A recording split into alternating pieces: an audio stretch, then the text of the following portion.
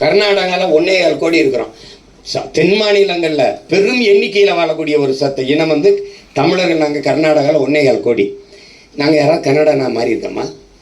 அடித்து பரட்டினா நான் கன்னடன்னு சொல்கிறேன்னா, வாழ நாடற்று ஏதிலிகளாக போயும் கூட Canada, America, France, Germany, London எல்லா நாட்டில் இருந்தாலும் நாங்கள் தமிழர்கள் தான். அகதியானாலும் தமிழர்கள் தான்.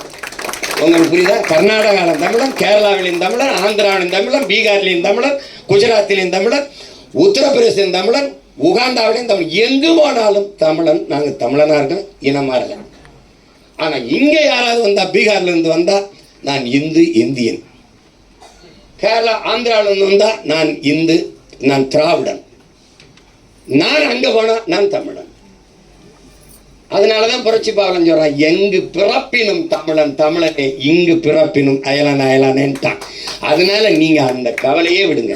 உங்களுக்கும் எனக்கு இருக்கிற இந்த உறவு பிணைப்பில் ஏதாவது சிக்கல் வருதுன்னா நீங்கள் சொல்லுங்கள், நான் தலை குனிகிறேன், அவமானப்படுறேன். ஆனால் நீங்களாக இருங்க, நாங்களாக இருக்கோம். ஒருத்தன் வந்து தன் இன அடையாளத்தை விட்டு, இங்கே பாருங்க, நான் இஸ்லாத்தை தானே ஏற்றுக்கிறேன். எழுதுங்கள் என் நெற்றியில் நான் அரேபியன், நான் இஸ்லாமியன் என்று சொல்லவே இல்லை முகமது தர்வீஸ். எழுதுங்கள் என் நெற்றியில் நான் அரேபியன் என்று தான் முழங்கினான்.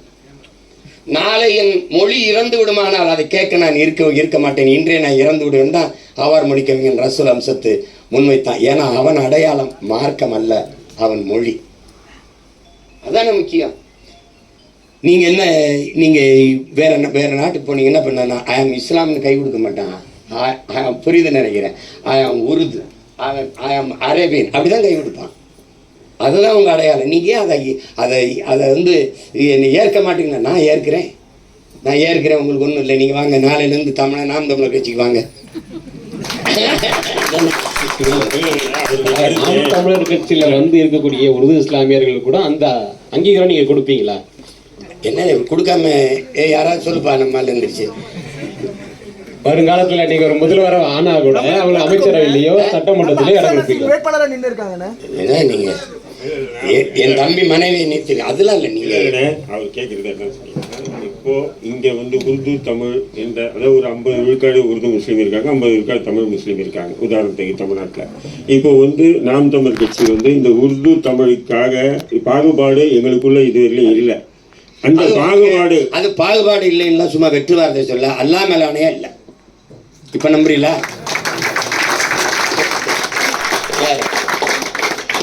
எந்த பாகுபாடும் இல்லை நமக்கு. இஸ்லாமிய உருது இஸ்லாமிய உறவுகளோடு மட்டும் இல்லை, எந்த நீங்க என் தம்பி